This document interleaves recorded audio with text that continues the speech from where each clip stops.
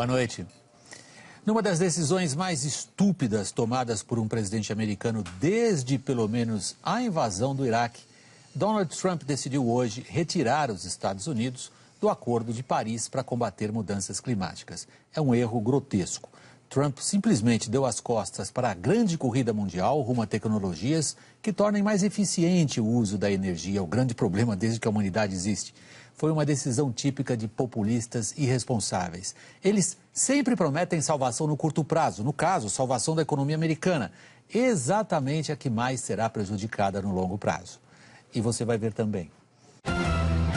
O que dizem os economistas sobre o aumento do PIB? Nós ainda temos algum caminho para percorrer para que possamos ter um PIB no terreno positivo até o final do ano. O crescimento da economia foi puxado pela super safra. O Brasil nunca produziu tantos grãos numa única safra. 4 ministros do STF votam por limitar o alcance do foro privilegiado. Uma audiência pública no Supremo vai discutir as ordens judiciais de suspensão do WhatsApp. O aplicativo já foi bloqueado 4 vezes no Brasil. A polícia do Rio apreende no aeroporto do Galeão armamento de guerra escondido dentro de caixas de aquecedores de piscinas. 60 mil assassinatos por ano. Acho que é fundamental a gente assumir o homicídio como uma grande vergonha nacional. Na última reportagem da série, o aumento das mortes com envolvimento de policiais, as causas da impunidade e as cidades que conseguiram reduzir os índices de homicídios. No futebol, o último classificado para as quartas de final da Copa do Brasil.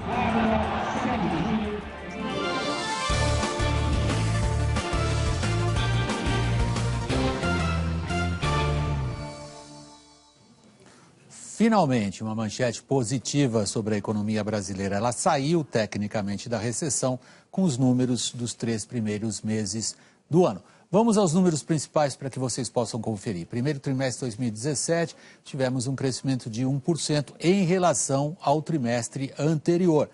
Nós consideramos esse longo período em que trimestre após trimestre a economia brasileira encolhia. Isso começou ali em 2014, no final de 2014, começo de 2015, aí foi só vermelho, vermelho, vermelho. Pela primeira vez agora no começo de 2017, um número que não é vermelho. Os setores, os 3 principais setores da economia, serviços está parado, a indústria tem um crescimento razoável, ela significa 21% do PIB brasileiro, e agora a salvação da lavoura foi a lavoura. O agro, que tem 7% do PIB, registrou um crescimento muito importante de 13,4%. Os números são positivos em relação ao que se verificava antes, vocês conferiram, mas ainda não saímos do buraco. Confira na reportagem de Verusca Donato. Surpresa no resultado do PIB? Nenhuma. Foi uma senhora safra que, com um clima favorável, turbinou o PIB e apareceu até nos números positivos da exportação. Mas todo o resto da economia, indústria, comércio, serviços, ainda patina.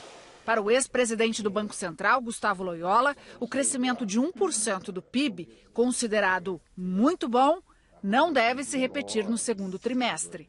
A notícia é boa, mas ela não se sustenta neste patamar. Isso não significa que a economia brasileira não esteja em recuperação. Mas esse número de 1% no PIB pode induzir a ideia de que a recuperação é forte e já estabilizada. Não é.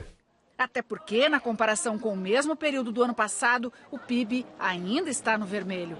O caminho para escapar disso é inverter 2 resultados da economia que também estão negativos: o de investimentos e o de consumo.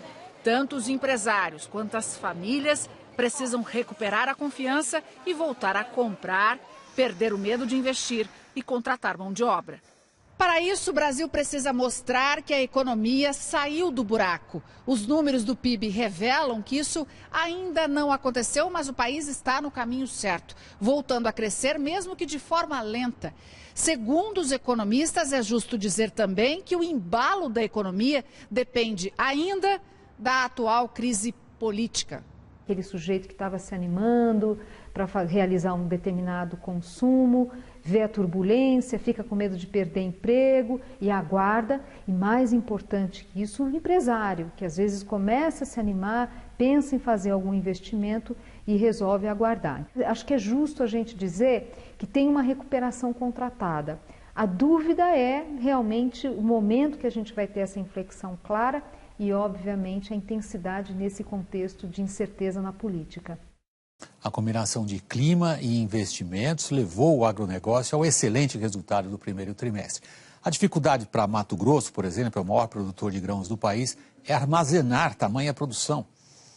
É o motor da economia brasileira. A alta do setor no primeiro trimestre foi o melhor resultado em mais de 20 anos. Sucesso da eficiência, mas com uma ajudinha de São Pedro e de mais investimentos no preparo da terra, como fez o agricultor Ovanir Marchioro nas lavouras de milho e de soja. O primeiro ano que foi feito aí, nós colhemos em torno de 50, 52 sacas, e nesse terceiro já chegamos a 70 sacos por hectare. E a receita tem dado certo. O Brasil nunca produziu tantos grãos numa única safra. Só de soja foram mais de 113 milhões de toneladas. No caso do milho, a produção deve passar dos 92 milhões. Mato Grosso é o grande celeiro do Brasil. Aqui a colheita da segunda safra de milho está só começando e a previsão é de que a produção seja quase 50% maior do que na safra passada. Com tanto milho, pode até faltar espaço para armazenar o grão. A gente já sabe que vai ter uma super safra, então a gente sabe das dificuldades aonde nós vamos escoar esse milho e armazenar. A gente está muito preocupado, nós produtores, com esse espaço curto de tempo aí para a gente providenciar onde armazenar. A produção recorde movimenta a economia, gera empregos e renda. Mas para os próximos meses, com o final da colheita das grandes safras, o empurrão do agro deve ser menor. Toda essa grande contribuição que o setor agropecuário deu no primeiro trimestre não deve vir nos próximos trimestres, e aí vai depender muito mais também dos outros setores se recuperarem e para a gente manter um PIB positivo. A essa altura está todo mundo com uma pergunta na cabeça. É para comemorar esse PIB? No sentido claro, é melhor algum crescimento do que nenhum crescimento. Mas a principal causa da comemoração do governo é política e é de curtíssimo prazo. Eu queria destacar, em primeiro lugar, o que disse a respeito o ministro da Fazenda. Vamos ouvi-lo. Mas isso, de novo, é resultado da confiança. O crescimento da indústria é crescimento forte. E já vendo uma recuperação de serviços saindo do terreno negativo e já se aproximando ou está já no positivo a essa altura. Então, em resumo, o país claramente num ritmo de crescimento seguindo o crescimento da confiança. Vejam a ênfase que ele dá no final da declaração sobre a questão política, que é a questão da confiança. Vamos ao que disse, então, na verdade, escreveu então o presidente Temer, fazendo uso de uma rede social. Vou ler para vocês. Acabou a recessão, ponto de exclamação. Isso é o resultado das medidas que estamos tomando. O Brasil voltou a crescer e com as reformas vai crescer mais ainda. Há uma clara direção política nesse pronunciamento. É assegurar aos agentes econômicos aflitos com o andamento das reformas, que as reformas vão andar. É uma espécie de tábua da salvação política. Acuado nos tribunais, acuado por delatores, o governo calcula que a fragilidade política diminui associando a imagem do governo à do crescimento, que gera confiança. Como cálculo político faz sentido. O problema é que na atual crise, os fatos têm destruído quase todos os cálculos políticos. Vou convidar agora aqui ao estúdio o nosso comentarista de economia. Bem-vindo e boa noite a Carlos Alberto Sardenberg. Boa noite a todos. Acabou a recessão? Eu acho que a gente poderia resumir dizendo o seguinte: a recessão acabou, mas o crescimento ainda não chegou. Então, nós estamos bem no meio do caminho. E para mostrar isso, eu trouxe aqui alguns números, né? Nós falamos aqui na nossa reportagem sobre a importância do agro, mas botando em números, se a gente retirasse o agronegócio, a agropecuária do PIB, daria um crescimento de 0,2. Ou seja, em vez de 1, cai um bocado. 0,2. Quer dizer, mostrando que a presença, a força do agro foi muito forte e, sobretudo, que essa força, esse peso do agronegócio, da agropecuária, ele ocorre no começo do ano. Sazonal, portanto, exatamente. Depende de uma temporada. Ou seja, esse peso vai diminuindo ao longo do tempo, então vai ter que entrar em ação os outros itens. Como é que estão os outros itens, né? Aqui, sem botar número, mas olhando assim mais o conceito, né? A situação da economia. Nós temos os setores que estão piorando menos, né? que é o caso do investimento e do consumo. Onde tem um enorme número de empregos envolvidos. Exatamente. Não, e o consumo, né, que move 60%, 70% da economia, né, que é, nós estamos falando da vida das pessoas. Então, isso aqui continua piorando, mas está piorando menos, cada mês piora menos do que anteriormente. Há um setor que parou de piorar, que é serviço, deu um 0 a 0 agora numa das medidas. E 2 setores que melhoraram, que é o agronegócio, já falamos bastante, e a indústria. A indústria teve um crescimento de 0,9 na comparação trimestre contra trimestre anterior, o que é muito bom, né? Empurrada um bocado pela exportação, mas acho que você vai entrar nesse ponto ainda. Exatamente. Aí, o que isso aqui tudo mostra, né? Que é aquele momento que eu estava dizendo, a recessão está acabando, mas o crescimento não começou ainda, porque você tem coisas que estão no vermelho, coisas que estão no azul, coisas que estão voltando, coisas que ainda não estão voltando. Então, é muito setorial. Você quer ver um exemplo aqui? Hoje, por exemplo, nós tivemos informação sobre automóveis. Maio, venda de carros, aumentou 16,8%. Mas lembrando que isso sai de uma posição tão baixa do poço, no fundo do poço. Exatamente. Então, você repare, o crescimento é de 16,8% sobre maio. Aqui a base é muito baixa. Então, o que o setor está dizendo é que, se continuar desse jeito, quando chegar no final do ano, a produção terá sido, sabe quanto? 2% maior que o ano passado. Quer dizer, então, é um crescimento muito baixo para um setor que ficou muito tempo em baixa. Esse é um dos setores que tem ajudado a recuperação, mas você veja que, como se falou, vem de uma base muito baixa, então parece muito... Qualquer modificação surge inicialmente com uma expressão muito grande.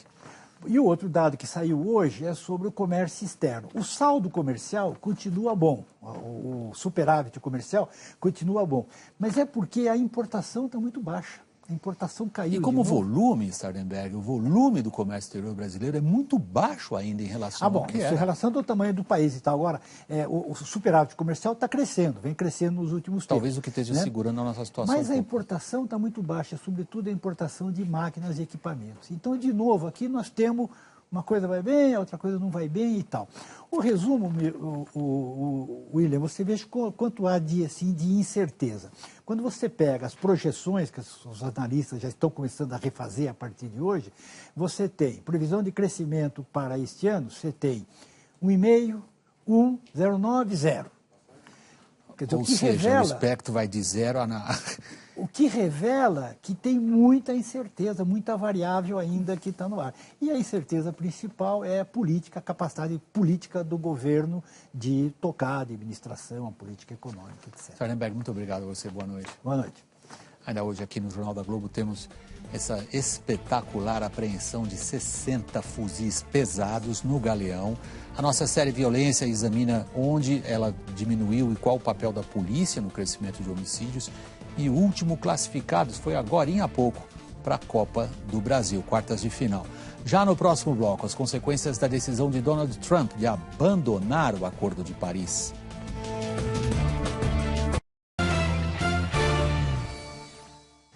Dedicado a refazer um século XX que só existe mesmo na cabeça dele, o presidente americano Donald Trump resolveu fechar os Estados Unidos ao que se considera ser um dos principais caminhos do século XXI, que é a busca pelo uso eficiente de energias mais limpas. É o significado da decisão anunciada hoje por Trump de retirar os Estados Unidos do Acordo de Paris para combater mudanças climáticas.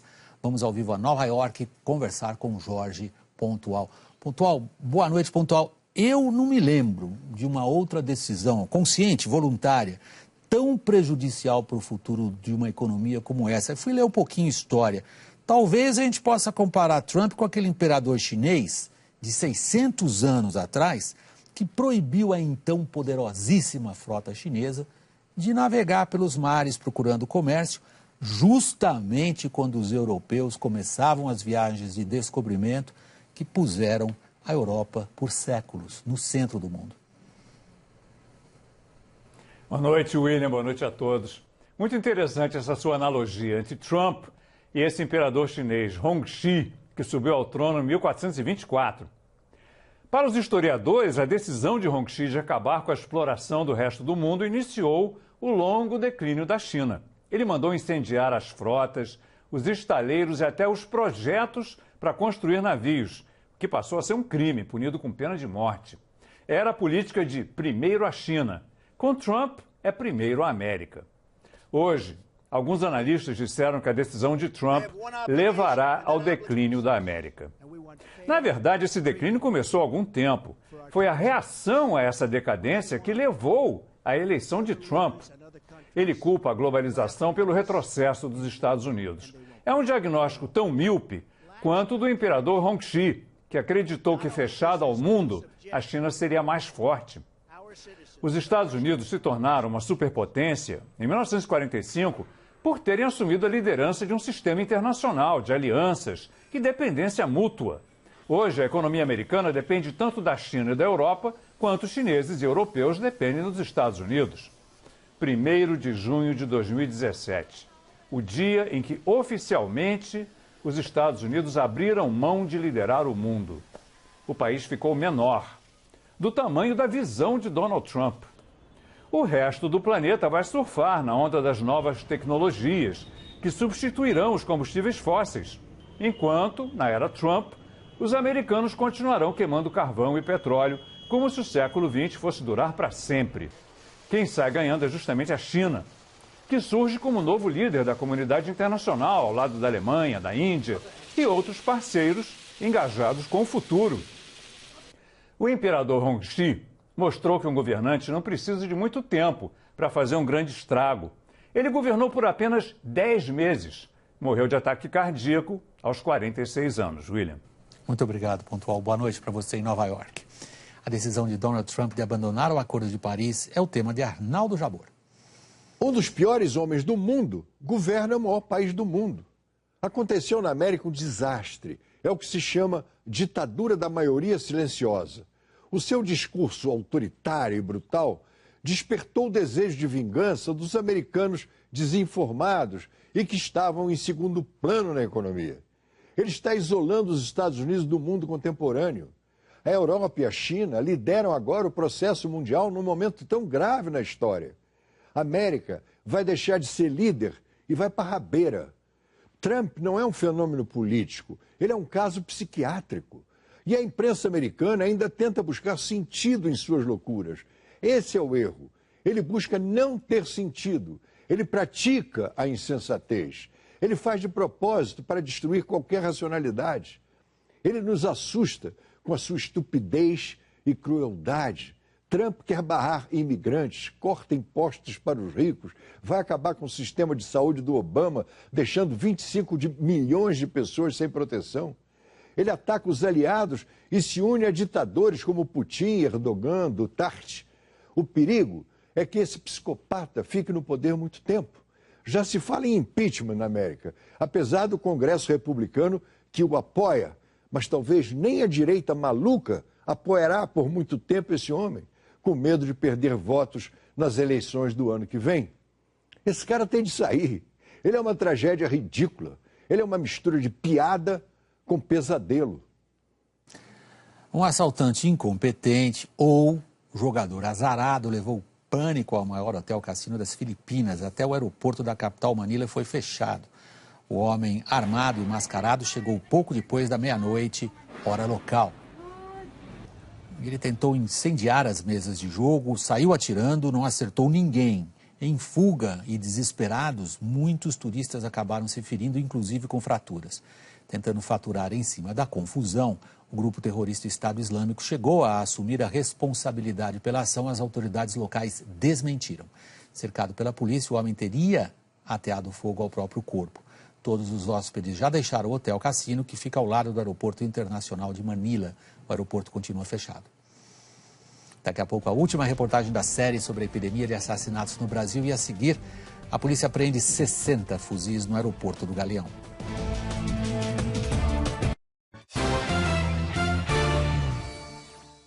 O Procurador-Geral da República, Rodrigo Janot, voltou a pedir ao Supremo a prisão de Rodrigo Rocha Lures, o homem de confiança de Michel Temer e o homem da mala, e que deixou de ser deputado, perdendo o foro privilegiado, com a volta à Câmara dos Deputados do ex-ministro da Justiça, Osmar Serralho.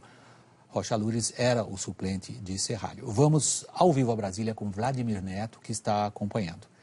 Vladimir, boa noite. Boa noite, William. Boa noite a todos. Bem, um novo pedido de prisão, esse feito agora, foi feito ao ministro Luiz Edson Fachin, porque Rodrigo Rocha Loures é alvo do mesmo inquérito aberto contra o presidente Michel Temer. E o ministro já entendeu que a apuração está no âmbito da Operação Lava Jato. O Procurador-Geral da República, Rodrigo Janot, reiterou esse pedido agora, porque há 2 semanas, quando Fachin negou o primeiro pedido de prisão de Rocha Loures, o ministro reconheceu que os indícios contra ele eram muito fortes, mas sustentou que a Constituição proibia a prisão de parlamentar. Bem, como agora ele não é mais deputado.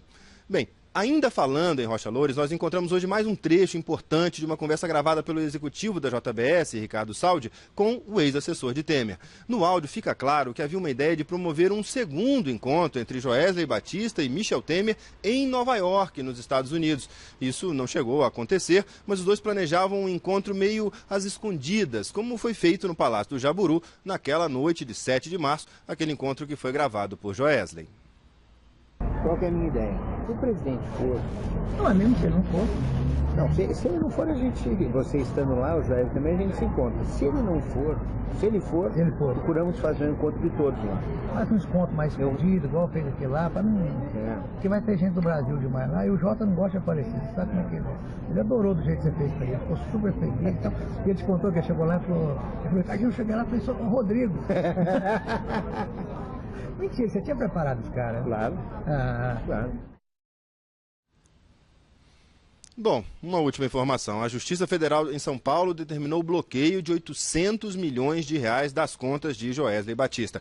A decisão é baseada numa ação popular de 10 bilhões de reais contra os irmãos Wesley e Joesley Batista por causa de operações no mercado financeiro antes do vazamento do conteúdo da delação premiada. Os irmãos da JBS teriam cometido crime ao usarem informação privilegiada para comprar cerca de $1 bilhão às vésperas da divulgação da gravação de Joesley com Temer e lucrar muito com isso, claro.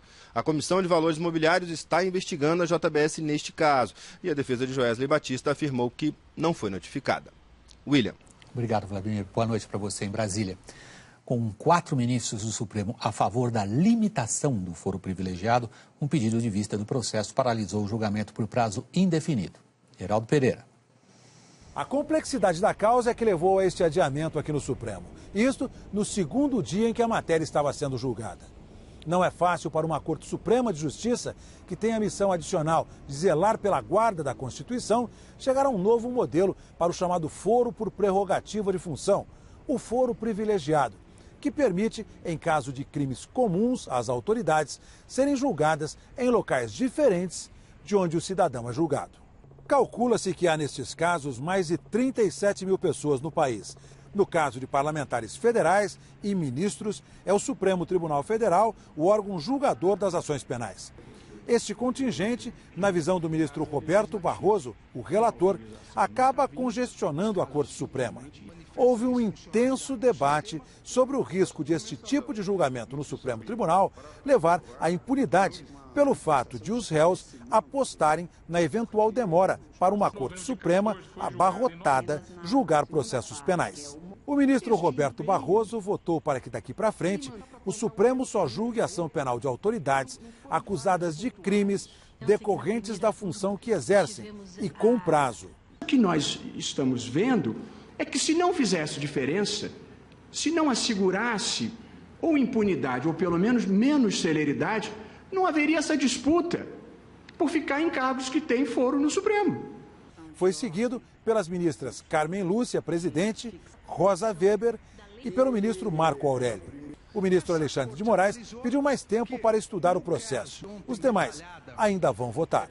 Não há prazo para que esse julgamento no Supremo seja retomado. Em paralelo, a proposta já aprovada no Senado e que acaba com o foro privilegiado para todas as autoridades, à exceção dos presidentes dos 3 poderes, Executivo, Legislativo e Judiciário, segue agora para a Câmara dos Deputados. Lá vai depender de, no mínimo, 308 votos favoráveis de deputados em 2 turnos de votação. No Rio, a Polícia Civil apreendeu um carregamento de armas de guerra no terminal de cargas do Aeroporto Internacional Tom Jobim, um galeão. A carga estava escondida dentro de caixas com aquecedores para a piscina. O aparelho de raio-x detectou as armas. A operação foi feita pelas delegacias de roubos e furtos de cargas e a especializada em armas, munições e explosivos. Ao todo, são 60 fuzis, modelos AK-47, G3 e o AR-10, que, segundo a polícia, é o armamento mais moderno disponível no mercado para a guerra. São armas que só podem ser usadas pelas tropas de elite da polícia. 4 pessoas foram presas, 2 suspeitos de revender as armas e 2 representantes da importadora. Segundo fontes da polícia, o responsável por enviar esta carga para o Brasil é investigado há 7 anos. Ele é conhecido como Fred, mora nos Estados Unidos e tem dupla cidadania. Esta investigação começou há 1 ano e meio, quando policiais receberam informações de que armamento estava entrando no Brasil aqui pelo Aeroporto Internacional do Rio. A polícia acredita que pelo menos outras 30 cargas de armas tenham sido contrabandeadas para o país por esta mesma rota. Os 60 fuzis apreendidos chegaram ao Brasil em 2 levas vindas de Miami. A primeira foi no dia 23 de maio e a segunda na quarta-feira. Nós ficamos monitorando a chegada dessas cargas e nós esperamos, quando elas duas já estavam juntas, nós fizemos a ação porque nós sabíamos que isso não ia prejudicar a diligência. Todos esses fuzis abasteceriam favelas controladas pelo tráfico de drogas do Rio de Janeiro. O secretário de Segurança Pública parabenizou os policiais e fez um apelo para que o país adote uma nova política criminal para enfrentar o que ele chamou de epidemia de violência. Conseguimos apreender sem disparar um tiro, mas nem sempre é assim, porque falta um pacto nacional, um envolvimento nacional, entender que isso é uma prioridade. Daqui a pouco os gols da noite a seguir na série sobre a epidemia de assassinatos, as causas da impunidade. Não é raro que culpados sejam absolvidos e inocentes sejam condenados ou mal condenados.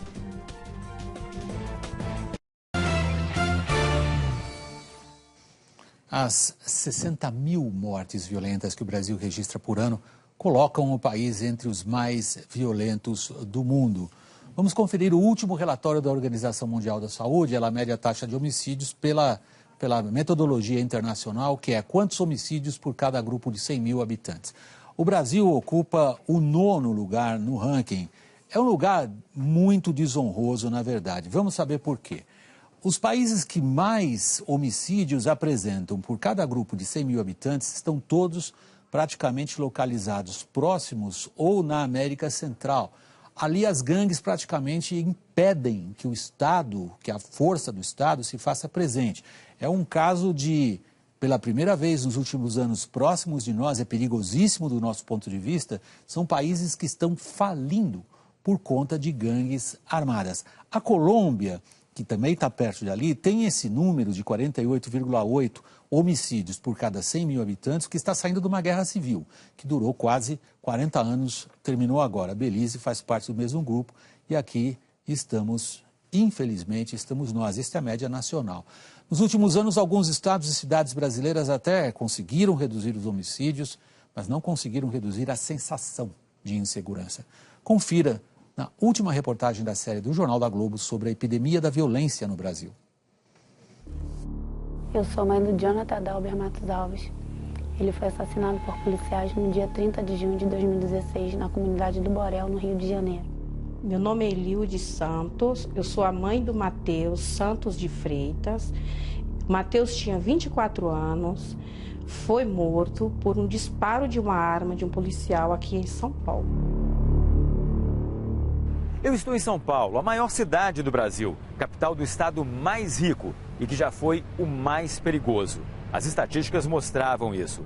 Vejam os números de mortes violentas por grupo de 100 mil habitantes. No ano 2000, das 12 cidades brasileiras com as maiores taxas, 7 estavam em São Paulo. De lá para cá, os crimes contra a vida foram combatidos e com sucesso. Mas isso não significa dizer que a população viva com segurança. E às vezes o risco vem de onde menos se espera. Tinha uma vida, um futuro, estudava, estava abrindo a empresa dele, e aí? Foi interrompida. Matheus Santos de Freitas tinha 24 anos, estudava gestão financeira.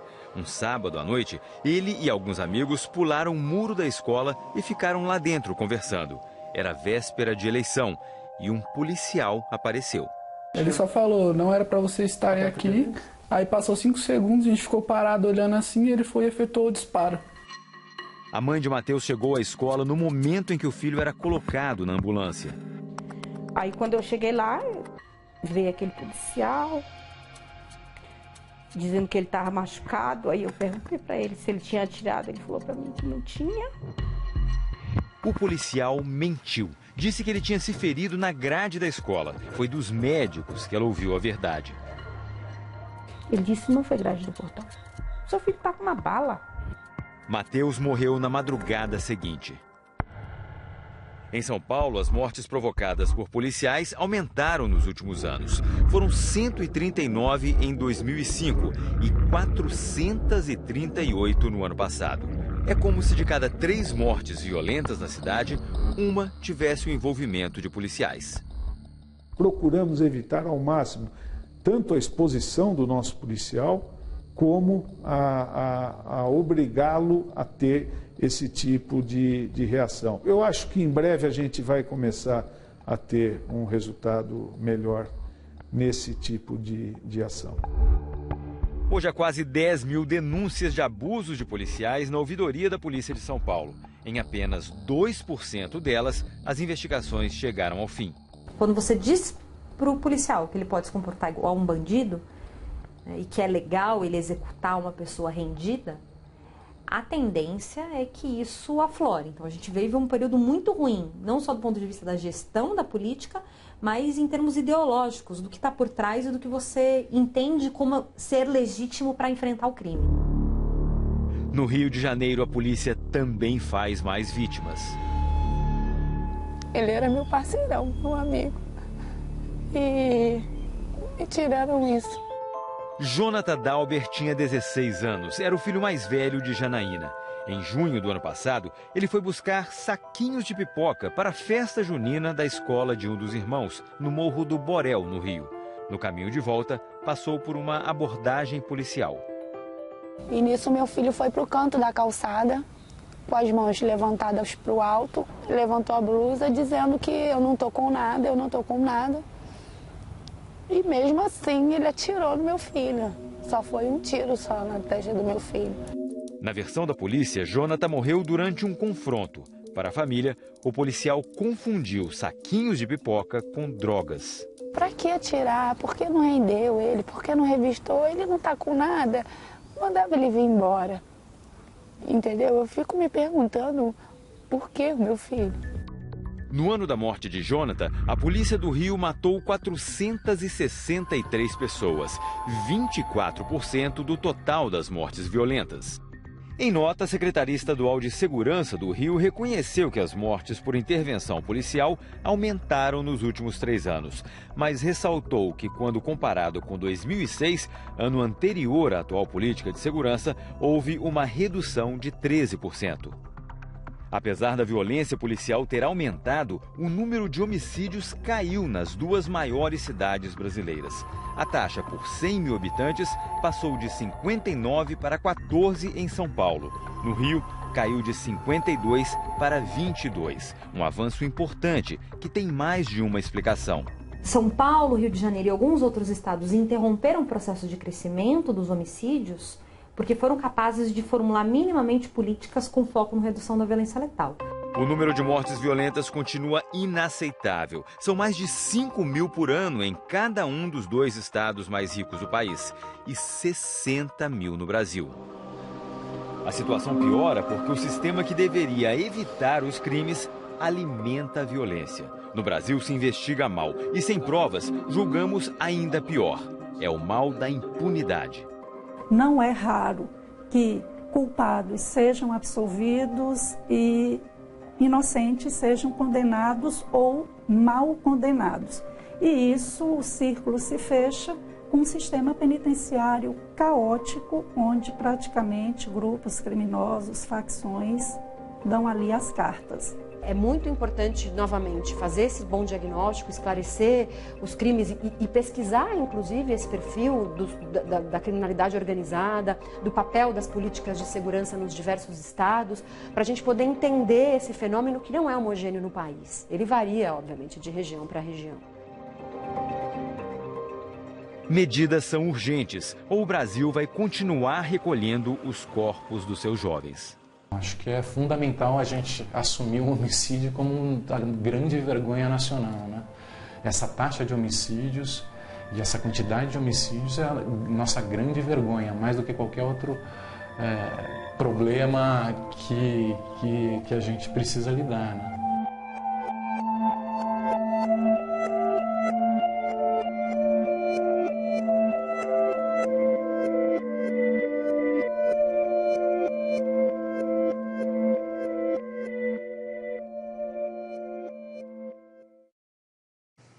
O Ministério da Justiça em Brasília afirmou em nota que, diante dos números da violência, cresce a obrigação da União de integrar, coordenar e alocar recursos na área de segurança pública e que, diante do crescimento e sofisticação tecnológica do crime organizado, precisa desenvolver ações como mudanças na legislação, integração das polícias e auxílio direto a estados e municípios. Você pode rever as reportagens da série e conteúdos extras no site do Jornal da Globo. Não perca no próximo bloco, o Supremo vai fazer uma discussão sobre os bloqueios judiciais do WhatsApp. O Cruzeiro está nas quartas de final da Copa do Brasil.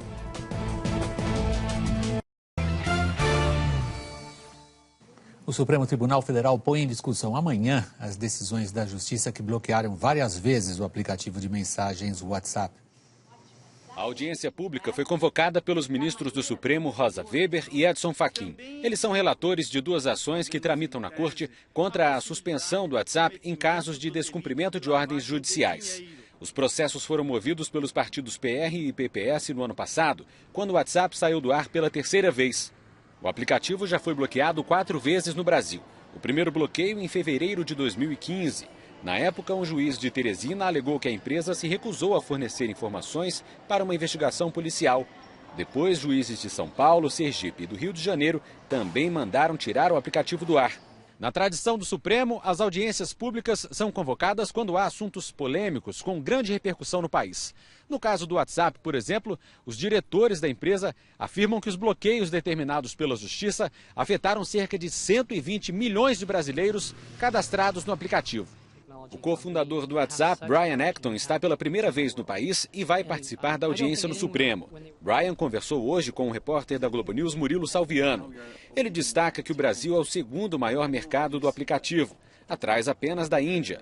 Disse que há informações compartilhadas com a polícia, como os números dos telefones e os horários das mensagens. Mas o conteúdo da conversa, segundo ele, é criptografado e ninguém, nem mesmo o próprio WhatsApp, tem acesso. Futebol. No Equador, uma imagem manchou a noite na Copa Sul-Americana. Oriente Petroleiro e Deportivo Cuenca estavam perfilados para a execução do hino equatoriano quando o jogador Oscar Ribeira, do Oriente Petroleiro, caiu no gramado. O atleta boliviano foi atingido por uma pedrada e sofreu um corte na cabeça. Depois de ser atendido pela equipe médica, o árbitro da partida, o brasileiro Wagner do Nascimento, decidiu dar início ao jogo. A partida terminou empatada em 1-1 e nas penalidades, o Oriente Petroleiro se classificou à próxima fase da Copa Sul-Americana. A noite também foi de confusão, foi na Copa do Brasil. O confronto entre Chapecoense e Cruzeiro definiu o último classificado para as quartas de final da Copa do Brasil. Por ter vencido o jogo de ida por 1-0, o Cruzeiro jogava pelo empate. Partida quente, disputada, Chapecoense no ataque. E o nervosismo entrou em campo na Arena Condá. O quarto árbitro foi atingido por um objeto arremessado da arquibancada. Na entrada do vestiário visitante, mais confusão entre os jogadores de Cruzeiro e Chapecoense. O empate sem gols na Arena Condá classificou o Cruzeiro para as quartas de final da Copa do Brasil. O sorteio que definirá os confrontos será realizado nesta segunda-feira na sede da CBF. O Jornal da Globo está terminando. Para rever nossas reportagens, vá ao Globoplay. Outras notícias na Hora 1, assista agora ao programa Conversa com Bial, hoje com Serginho Groisman. Uma boa noite para você e até amanhã.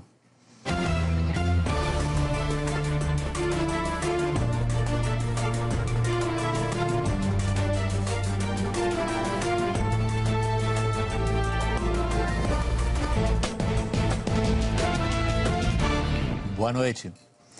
Numa das decisões mais estúpidas tomadas por um presidente americano desde, pelo menos, a invasão do Iraque, Donald Trump decidiu hoje retirar os Estados Unidos do Acordo de Paris para combater mudanças climáticas. É um erro grotesco. Trump simplesmente deu as costas para a grande corrida mundial rumo a tecnologias que tornem mais eficiente o uso da energia, o grande problema desde que a humanidade existe. Foi uma decisão típica de populistas irresponsáveis. Eles sempre prometem salvação no curto prazo, no caso, salvação da economia americana, exatamente a que mais será prejudicada no longo prazo. E você vai ver também. O que dizem os economistas sobre o aumento do PIB? Nós ainda temos algum caminho para percorrer para que possamos ter um PIB no terreno positivo até o final do ano. O crescimento da economia foi puxado pela super safra. O Brasil nunca produziu tantos grãos numa única safra. 4 ministros do STF votam por limitar o alcance do foro privilegiado. Uma audiência pública no Supremo vai discutir as ordens judiciais de suspensão do WhatsApp. O aplicativo já foi bloqueado 4 vezes no Brasil. A polícia do Rio apreende no aeroporto do Galeão armamento de guerra escondido dentro de caixas de aquecedores de piscinas. 60 mil assassinatos por ano. Acho que é fundamental a gente assumir o homicídio como uma grande vergonha nacional. Na última reportagem da série, o aumento das mortes com envolvimento de policiais, as causas da impunidade e as cidades que conseguiram reduzir os índices de homicídios. No futebol, o último classificado para as quartas de final da Copa do Brasil.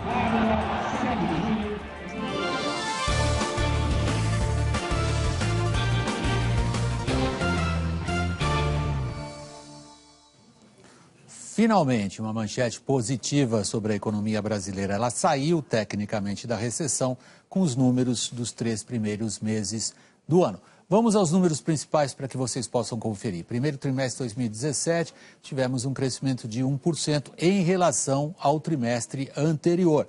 Nós consideramos esse longo período em que trimestre após trimestre a economia brasileira encolhia. Isso começou ali em 2014, no final de 2014, começo de 2015, aí foi só vermelho, vermelho, vermelho. Pela primeira vez agora no começo de 2017, um número que não é vermelho. Os setores, os 3 principais setores da economia, serviços está parado, a indústria tem um crescimento razoável, ela significa 21% do PIB brasileiro, e agora a salvação da lavoura foi a lavoura. O agro, que tem 7% do PIB, registrou um crescimento muito importante de 13,4%. Os números são positivos em relação ao que se verificava antes, vocês conferiram, mas ainda não saímos do buraco. Confira na reportagem de Verusca Donato. Surpresa no resultado do PIB? Nenhuma. Foi uma senhora safra que, com um clima favorável, turbinou o PIB e apareceu até nos números positivos da exportação.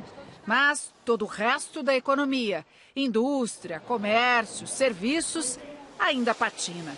Para o ex-presidente do Banco Central, Gustavo Loyola, o crescimento de 1% do PIB, considerado muito bom, não deve se repetir no segundo trimestre.